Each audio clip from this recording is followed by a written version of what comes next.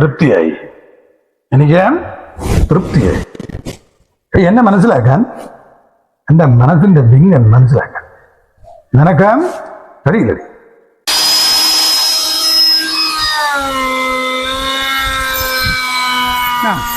വേണ്ട, അദ്ദേഹം ഭയങ്കര വർക്കിലാണ്.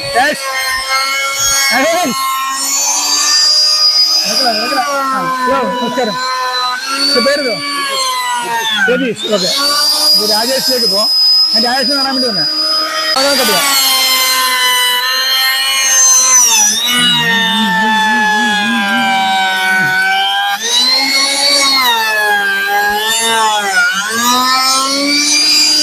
ഓക്കെ,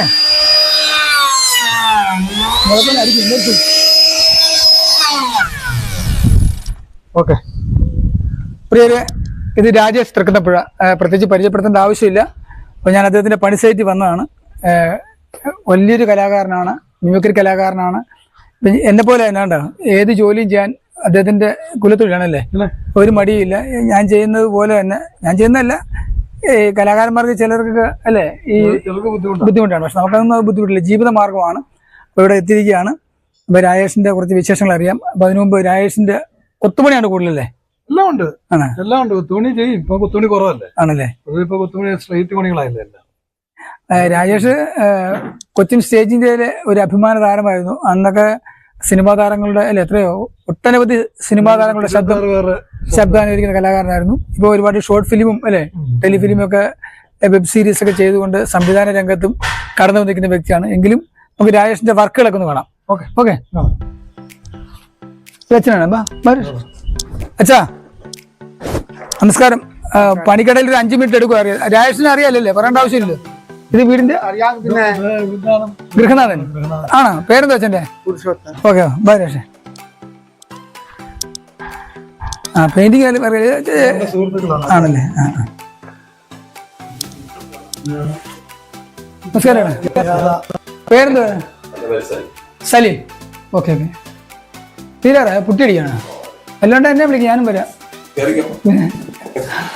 അല്ല, ഞാൻ പെയിന്റ് ചെയ്യും കേട്ടോ. കഴിഞ്ഞ കൊറോണ സമയത്തൊക്കെ ഇതൊക്കെ ചെയ്താ വീട്ടിലെ കാര്യമൊക്കെ മുന്നോട്ട് പോയത്. ഓക്കെ. പേരെന്താ? ദിലീപ്. എവിടെ വീട്? എവിടെ? മഹാദേവ്.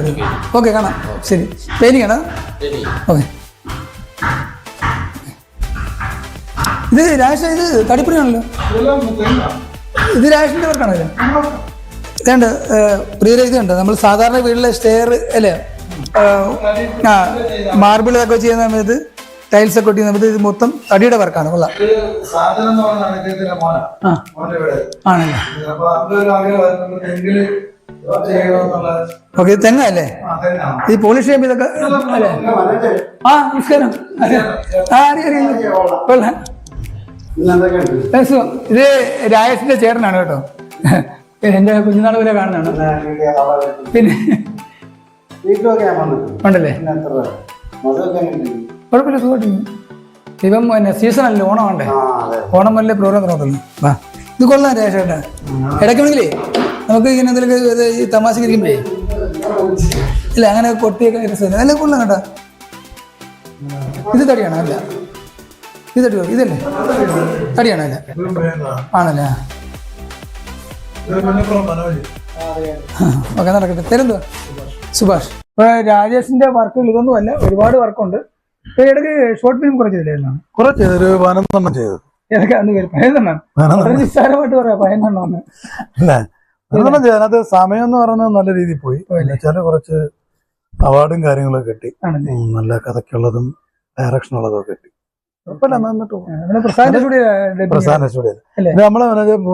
അതിനിടയ്ക്ക് ഒരു കാര്യം പറയാം. ഇതിനിടയ്ക്ക് ഞങ്ങളൊന്ന് അദ്ദേഹത്തെ ഒന്ന് പരിചയപ്പെടുത്താൻ പ്രസാദ് അല്ലേ? പ്രസാദ് ഡിജിറ്റൽ പുറക്കാട്. ഞങ്ങളെപ്പോലുള്ള സാധാരണ കലാകാരന്മാർക്ക് എന്ത് വർക്ക് ചെയ്താലും വലിയ കോസ്റ്റൊന്നുമില്ല, പ്രതിഫലമൊന്നും മേടിക്കാതെ സഹായിക്കുന്ന ഒരു വ്യക്തിയാണ് ജയം പ്രസാദ്. അദ്ദേഹത്തിന് ഞങ്ങൾ നന്ദി അറിയിക്കണം. അങ്ങോട്ട് പറയട്ടെ. അല്ല, അപ്പൊ അത് ഞാൻ പറഞ്ഞത് ഷോർട്ട് ഫിലിമിലൊക്കെ നമുക്ക് ഒരുപാട് സമയം ഇത് വർക്കുകളുണ്ട്.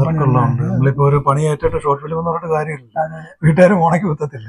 ഇങ്ങനെയാണ് എനിക്കും ചേട്ടനും പറ്റിയത്. നമ്മൾ ഈ സ്വന്തം രൂപപ്പെട്ടപ്പോ വേറെ വർക്കിനൊന്നും പോകാൻ പറ്റാത്തൊരവസ്ഥ. നമ്മളെ പ്രതിനിധീകരിച്ച് കുറെ ആർട്സിനുണ്ടല്ലോ, കുറെ പണിക്കാരുണ്ടല്ലോ അല്ലേ? ഉണ്ട്. പിന്നെ അത് തന്നെയല്ല ഓരോരുത്തർ കാണുമ്പോൾ എന്താ ചാനലിൽ വരാത്ത അവിടെ ഓരോന്ന് ചോദിക്കും. നമുക്ക് ആഗ്രഹമുണ്ട്, താല്പര്യമുണ്ട്, പക്ഷെ നമ്മുടെ വർക്കും നമ്മുടെ സാഹചര്യങ്ങളും കൊണ്ട് നമുക്ക് ചാനല് പോകാത്തുണ്ട്. ഇപ്പൊ ചാനലിൽ പോയിട്ട് മടുത്തിട്ട് നിൽക്കുവാണ്. അല്ല ഇപ്പൊ പഴയ കാലം പറഞ്ഞു. ഇപ്പൊ നമ്മളൊക്കെ ചെയ്യുന്ന കോമഡി ഇപ്പൊ കേൾക്കണമെന്നില്ല. കാരണം നമ്മളൊക്കെ എന്ന് പറഞ്ഞാൽ നമ്മളൊക്കെ തുടങ്ങുന്ന സമയത്ത് എന്ന് പറഞ്ഞാൽ നമ്മള് സ്റ്റേജിലൂടെ താരങ്ങളായി മാറി. അതെ, ഒരു ചാനലും ഒന്നും ഇല്ലാത്ത സമയത്ത്. അല്ല അന്നൊരു രസമായിരുന്നു. കാരണം നമ്മൾ ഈ പരിപാടി ചെയ്യുമ്പോഴേ ഈ ആൾക്കാർ പരിചയപ്പെടാൻ പറ്റും. പരിചയപ്പെടുന്ന മാത്രം പരിചയപ്പെട്ടില്ലെങ്കിലേ അവിടുത്തെ കടയിലൊക്കെ പോയി ചായ കുടിക്കാനൊക്കെ പോയി നിൽപ്പുണ്ട്. എന്നറിയാം ഞങ്ങളാണ് ഇന്നത് ചെയ്തെന്ന് അറിയാൻ വേണ്ടി. ഷോക്കാർഡ് ഒട്ടിച്ചിട്ട് എന്റെ താഴെയൊക്കെ കിടന്ന് കറങ്ങുന്നത്. അതെ, അത് ഇപ്പം ഒരു വാക്കുകൂടെ പറയട്ടെ. കാരണം കൊച്ചിൻ സംഘകല എന്ന സമിതിയാണ് ഞാൻ പ്രൊഫഷണലായിട്ട് ആദ്യം കളിക്കുന്നത്. സ്റ്റേജിന്റെ. അപ്പൊ ഇത് പറയാൻ കാരണം എന്ന് വെച്ചാല് ഈ കൊച്ചിൻ സംഘകലയുടെ ഷോ കാർഡ്, എന്റെ ഒരു പടം ആദ്യമായിട്ടൊരു പോസ്റ്റർ അടിച്ചു വന്ന കൊച്ചിൻ സംഘകല. എന്നിട്ട് ഞാൻ ഈ കൊച്ചിൻ സംഘകലയുടെ ഷോ കാർഡ് വയനാട് പൗച്ചത് ഞാനൊന്നും വിളിച്ചു നോക്കും. ഷോ കാർഡ് ഇറങ്ങിയോ, ഫോട്ടോ എടുത്ത് കഴിഞ്ഞ് വന്ന് ഇറങ്ങി എന്ന് ചോദിച്ചിട്ട് ആകാംക്ഷ. ലാസ്റ്റ് ഞാൻ ചേർത്തല ചെന്ന് വന്നെന്നറിഞ്ഞപ്പോ ചേർത്തല ചെന്ന് കൊണ്ടുവന്നു. എന്നിട്ട് ഞങ്ങളുടെ രായണൻ ശരവണ ഹോട്ടൽ 2 ഹോട്ടലുണ്ട്. ഈ 2 ഹോട്ടലിന്റെ അവിടെ പോയി ഞാൻ തന്നെ രാത്രി പോയി മൈദ പശയൊക്കെ ചൊടിച്ചിട്ടേ രാവിലെ ആ ഷോ കാർഡിലിട്ട് അത് മുങ്ങുമല്ലേ അവിടെ ഇങ്ങനെ കണ്ടിരിക്കും.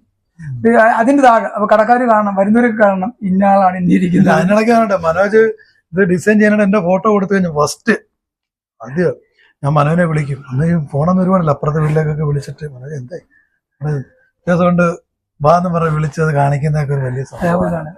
പിന്നെ ഇതിനിടയ്ക്ക് പിന്നെ ഭാര്യ അമ്പിളി, അതും എന്റെ ഒരു സഹോദരിയാണ് കേട്ടോ അമ്പിളി. പിന്നെ മക്കൾ മോള് ദേവിക, മോൻ വൈശാഖ്. അവരൊക്കെ ഇപ്പൊ എത്രല്ലേ? മോള് BSc നഴ്സിംഗ് കഴിഞ്ഞു, ട്രെയിനിങ്ങിന് വന്നിരിക്കുന്നു. മോൻ +2 കഴിഞ്ഞു. അവനും ആ ഒരു ഇതിലേക്ക് തന്നെ പോകാനുണ്ട്. എന്തിനാ പറഞ്ഞറിയോ, ഞാൻ പ്രത്യേകം ചോദിച്ചാൽ മറ്റൊന്നുമല്ല, ഈ ഗ്ലാമർ അല്ലേ, ഇച്ചിരി പ്രായമൊക്കെ ഉണ്ട്, അത് പ്രേക്ഷകരെ അറിഞ്ഞോട്ടെന്ന് കരുതിയാണ് വെറുതെ പറഞ്ഞ കേട്ടോ. എന്നെക്കാളും ഒരുപാട് വയസ്സിന് ഇളതാണ് രാജേഷ്. പിന്നെ അപ്പൊ നമുക്ക് ഈ പഴയൊക്കെ ഒന്ന് ഓർത്തെടുക്കാം. അന്നത്തെ കാലത്ത് പറഞ്ഞാല് സ്റ്റാറൊക്കെ നമ്മൾ അറിയാലോ, കുറെ ചെയ്ത. പക്ഷെ ഇപ്പൊ എന്ന് പറഞ്ഞാല് ഇപ്പൊ നാളെ ഒരു പ്രോഗ്രാം ഉണ്ട്. പിന്നെ അതുപോലെ കൊല്ലം ഫാഷനിലെ ആങ്കറിംഗ് ആയിരുന്നു. ആങ്കറിംഗ് ഇടയ്ക്ക് മിമിക്രി ആയിട്ടൊക്കെ ചെയ്തു. എന്നാലും മിമിക്രിയുടെ ടച്ച് കുറെയൊക്കെ വിട്ടുപോയി. എന്നാലും കുഴപ്പമില്ല. അത് സ്റ്റേജിന്റെ രാജേഷിന്റെ ഏറ്റവും കിട്ടുന്ന സാധനമായിരുന്നു ബാലേന്ദ്രൻ, ഉമ്മർ, MS തൃപ്പൂണിത്തുറ. പിന്നെ അപ്പൊ ബാലേന്ദ്രൻ എന്ന് പറഞ്ഞു കേട്ടെ. പൊടിയൊക്കെ അടിച്ചിരിക്കുകയാണ്, കുഴപ്പമില്ല. അപ്പൊ ആ പൊടി തട്ടി വെളിയോട്ട് ഇറങ്ങട്ടെ. നോക്കാം. തൃപ്തിയായി, എനിക്ക് തൃപ്തിയായി. എന്നെ മനസ്സിലാക്കാൻ, എന്റെ മനസ്സിന്റെ വിങ്ങൽ മനസ്സിലാക്കാൻ നിനക്ക് കഴിയില്ല. ഇല്ല, 5 രൂപ കിടന്ന തക്കാളിക്ക് ഇന്ന് 10 രൂപ, 10 രൂപ കിടന്ന അരിക്ക് ഇന്ന് 20 രൂപ. എന്നിട്ട് നിന്നേക്ക് ഞാൻ പോയിട്ട് നിരവി. ഇല്ല, നമുക്ക് ബന്ധം പുറപ്പെടുത്താം. അമ്മയാണ്. മറക്കണമല്ലേടാ, പൊറുക്കണമല്ലേടാ. മറക്കാനും പൊറുക്കാനും കഴിയുന്ന ഒരാൾ ആ മുറിയിലും കയറി നോക്കും. എന്റെ ഭാര്യ അവളുടെ കണ്ണിൽ നിന്നും പറ്റാണ്ട് ഒഴുകുന്ന കണ്ണുനീർ കൊണ്ട് മാത്രമാണ് അവൾ ജീവിച്ചിരിക്കുന്നു എന്ന് ഞാൻ മനസ്സിലാക്കും. എല്ലാം കഴിഞ്ഞിട്ടൊടുക്കം മാപ്പിരക്കാൻ വന്നിരിക്കുന്നു റാസ്കൽ. കിടക്കടാ പുറത്ത്, കിടക്കാൻ. ഏയ്, ചങ്കുണ്ണി നായരുടെ മകനല്ലേ, കേട്ടിരിക്കണു ധാരാളം മന്ത്രതന്ത്ര വിദ്യകൾ. അച്ഛനേക്കാൾ കേവൻ. എന്റെ മകളെ അറിയില്ലേ സുഭദ്ര? ഒരു വ്യാധിയില്ലാണ്ട് സ്കൂളിൽ പോയ കുട്ടിയാ. തിരികെ വരുന്ന വഴിയാ ബാധയായിട്ടാ. താനത്ര വരെ വരിക, ആ ബാധ ഇങ്ങോട്ട് ഒഴിപ്പിക്കുക, അത്ര തന്നെ. നിൽക്കാനൊന്നും സമയമില്ലടോ. പോയിട്ട് ഒരുപാട് കാര്യമുണ്ട്. ക്ഷേത്രത്തിൽ ഇപ്പൊ ശാന്തി പഠിക്കാൻ മാത്രമേ കിട്ടുള്ളൂ. അപ്പൊ ഞാനങ്ങോട്ട് ഞാൻ പോവാൻ. അപ്പൊ പിന്നെ വേറെ എന്തൊരു വിശേഷം പറ കേക്കട്ടെ. വേറെ വിശേഷം എന്ന് പറഞ്ഞാൽ ഇപ്പൊ ഒരു ഷോർട്ട് ഫിലിം എഴുതി വെച്ചിരിക്കുന്നു. ആരെഴുതി വെച്ചിരിക്കുന്നു? ഞാൻ എഴുതി വെച്ചിരിക്കുന്നു. അതിനി വേണമെങ്കിൽ തൊട്ട് വേണം. അതിന്റെ ചില അതാണ് എവിടെയും വിഷയം അല്ലേ. നമ്മുടെ കടയുടെ പേര് നമുക്ക് ഇതിന്റെ. അപ്പൊ എന്റെ കടയുടെ പേര് ഞങ്ങളെല്ലാം കൂടെ ചേർന്നാണ്. ഇപ്പൊ എന്റെ വീട്ടിലാണ് വർക്ക്ഷോപ്പ് എല്ലാം. വൈശാഖം വുഡ് ഡിസൈനിങ് എന്ന് പറയുന്ന ഒരു വൈശാഖ് വുഡ് ഡിസൈനിങ്. അപ്പൊ അവിടെ ഞങ്ങള് ഇന്റീരിയല് എല്ലാം പോകും. അപ്പൊ ഈ രാജേഷ് തൃക്കപ്പുഴയുടെ Vaishakh wood designing, Vaishakh wood ഡിസൈനിങ്ങിന്റെ നമ്പർ എന്ന് പറഞ്ഞാൽ നിങ്ങളുടെ വീട്ടിലേക്കുള്ള തൃക്കുന്നപ്പുഴ ജംഗ്ഷൻ ഒന്ന് വലിയപറമ്പ് ക്ഷേത്രം. അവിടെ മിഥിലാപുരി എന്നും പറഞ്ഞ പ്രത്യേക സ്ഥലമാണ്. മിഥിലാപുരി, അവിടാണ് എന്റെ വർക്ക്ഷോപ്പ്. അപ്പം എന്തെങ്കിലും ഇതുള്ള വർക്കുകൾക്ക് ഏതും എടുക്കും കേട്ടോ. ഇപ്പൊ തടിപ്പണിയില് ഏതെടുക്കും, ഇന്റീരിയല്. നമ്മളിപ്പം ഇപ്പൊ പുതിയ സാധനങ്ങളുടെയൊക്കെ വരവാണല്ലോ. തടി തന്നെ വേറെ വേറെ രീതിയിൽ വരുവാണ്. അതിനെല്ലാം വർക്ക് നമ്മൾ എടുക്കും. അപ്പം പ്രിയരെ ഇപ്പം രാജേഷ് തൃക്കുന്നപ്പുഴയെ കുറിച്ച് പ്രത്യേകിച്ചൊന്നും പറയേണ്ട ആവശ്യമില്ല. ഞങ്ങൾ സംസാരിച്ചാൽ ഇനി ഒരുപാട് സംസാരിക്കാനുണ്ട്, ഒരുപാട് വിശേഷങ്ങൾ. കാരണം മിമിക്സിന്റെ ഒക്കെ സുവർണ കാലഘട്ടമായിരുന്നു അല്ലെ? അതെ തീർച്ചയായും. ആ ഞങ്ങളൊക്കെ മിമിക്രിയിലുണ്ട്. എന്നുവെച്ചാൽ ഞങ്ങളൊക്കെ മിമിക്രി സ്റ്റേജിൽ അവതരിപ്പിച്ച സമയത്ത് ഞങ്ങൾക്ക് ഇതൊരു സുവർണ നിമിഷമായിരുന്നു. ഞങ്ങളൊക്കെ വലിയ താരങ്ങളെ കാണുന്ന ആര് അല്ലേ? അതെ അന്നത്തെ അതെ. കാലത്ത്. അത് മാത്രമല്ല നമ്മള് അതുപോലെ ഇതുപോലെ മൊബൈൽ ഫോൺ സംവിധാനങ്ങളില്ല. എല്ലാവരും സാധാ ഫോണിലൂടെ വരിക, കണ്ടുമുട്ടുക, 5 മിനിറ്റ് കിട്ടിയാൽ അത് നമ്മൾ സംസാരിച്ച് സൗഹൃദങ്ങൾ സംസാരിക്കാൻ സമയം കുറവല്ല. ഇപ്പം ഗ്രൂപ്പിൽ ആർട്സ് ആരെയും കുറ്റപ്പെടുത്തി പറയല്ല, അങ്ങനെ കരുതരുത്. ഇപ്പൊ നമ്മൾ ആർട്സിനെ വിളിച്ചാല് ഓൺ ദി സ്പോട്ടിൽ അവർ വരുന്നത്. വണ്ടിയെല്ലാം നമ്മൾ റിഹേഴ്സൽ കഴിഞ്ഞാൽ ഓൺ ദി സ്പോട്ടിൽ വരുന്നു, അവിടെ വെച്ച് കാണുന്നു, അപ്പൊ തന്നെ അവരുടെ കാറൊക്കെ പോകുന്നു. മനോജ് കൊണ്ട് പറഞ്ഞൊരു കാര്യമുണ്ട്. പിന്നെ എന്നെ എടുക്കാൻ വരുമ്പോഴേ നമ്മള് കവല വഴി വരുമ്പോഴേ ചുവന്ന ടീഷർട്ട് വിട്ടുകൊണ്ട് ഒരു കിറ്റുമായിട്ട് ഒരാളെ റോഡ് സൈഡിൽ കണ്ടു ഡ്രൈവറോട് പറയുന്ന ഓർമ്മയാണ്, എടുത്തോണ്ട് പോക്കോളാൻ പറയും. അത് മൊബൈൽ ഫോണൊന്നും ഇല്ല. അതൊക്കെ ഒരു രസമാണ്. വിളിച്ച് എവിടെ നിൽക്കുന്നൊന്നും ചോദിക്കാൻ സംവിധാനം. കാരണം ഇപ്പോഴും മിമിക്രിക്ക് സുവർണ്ണ കാലഘട്ടം എന്നല്ല, പക്ഷെ അന്ന് സൗഹൃദങ്ങള്, സ്നേഹം, ബന്ധങ്ങള് അത് ഭയങ്കരമായിരുന്നു. അത് തിരിച്ചു വരട്ടെ എന്ന് നമുക്ക് പ്രത്യാശിക്കാം. എന്നെ സംബന്ധിച്ചോളം പറയുകയാണെങ്കിൽ ഞാൻ ഈ നാട്ടില് അണ്ണനൊക്കെ ചെയ്തുകൊണ്ടിരുന്ന സമിതിയൊക്കെ ഉണ്ടായിരുന്നു. അന്ന് ഞങ്ങള് ചാർലി ജോക്സ് ഒന്നും അണ്ണനായിരുന്നു. അതിന്റെ എല്ലാ അണ്ണനായിരുന്നു. അപ്പൊ അന്ന സമയത്ത് കളിച്ചുകൊണ്ട് കുറേ ചെറിയ പ്രോഗ്രാം ചെയ്ത് കുഴഞ്ഞിങ്ങനെ നടന്നിട്ടാണ് അതുകൊണ്ട് മനോജിനെ കാണുന്നതും എനിക്ക് അങ്ങനെ ഒരു അവസരം തരും. അത് ഒരിക്കലും നമുക്ക് മറക്കാൻ കഴിയില്ല. ഒരു സ്ഥാനത്ത് തന്നെയാണ് ഇവർ രണ്ടുപേരും.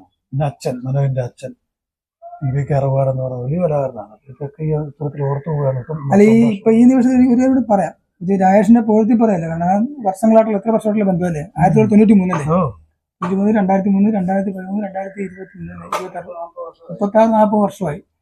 കാരണം അച്ഛന്റെ കാര്യം പറഞ്ഞുകൊണ്ടാണ് ഞാനിത് പറഞ്ഞത്. നീണ്ടുപോയാലും കുഴപ്പമില്ല. അച്ഛന്റെ കാര്യം പറഞ്ഞപ്പോഴാണ് പറഞ്ഞത്. ഇതുപോലെ രാജേഷൊക്കെ ഞങ്ങളെല്ലാം ഉള്ള സമയത്ത്, പേര് പറയത്തില്ല, പത്തനംതിട്ട ജില്ലയിലെ ഒരു ആർട്ടിസ്റ്റ് വീട്ടിൽ വരികയാണ്. ഞങ്ങളവിടെ ക്യാമ്പിലായി കഴിഞ്ഞിട്ട് വന്നു. നമുക്ക് ആർട്ടിസ്റ്റുകൾ കൂടുതലായിപ്പോയി. അപ്പോൾ ഞങ്ങൾ പറഞ്ഞു ഇനി പറയാമെന്നും പറഞ്ഞു. അദ്ദേഹത്തോട് പറഞ്ഞ് അടുത്താണ് വിളിക്കാമെന്ന് പറഞ്ഞു. കുറച്ച് കഴിയുമ്പോൾ അച്ഛൻ വിളിച്ച് പറഞ്ഞു, മോനേടാ, അവന് പേര് അറിയില്ല. അപ്പം അവനെ എടുക്കുക, ട്രൂപ്പിലെടുക്കുക. കാരണം അവനോട് അന്ന് വീട്ടിൽ നിന്ന് ഭയങ്കരമായിട്ട് സങ്കടപ്പെടുന്നു. അവന്റെ കണ്ണീര് കണ്ടിട്ട് നമുക്ക് വേണ്ട, 10 രൂപ കാശ് പോയാലും കുഴപ്പമില്ല, നമുക്ക് ലാഭമില്ലെങ്കിലും കുഴപ്പമില്ല, എടുക്കാൻ പറഞ്ഞു. ഞാൻ പറഞ്ഞു തന്നത് അദ്ദേഹം ഇപ്പോൾ വലിയൊരു ബിസിനസ്മാനാണ്. മനസ്സിലായേ?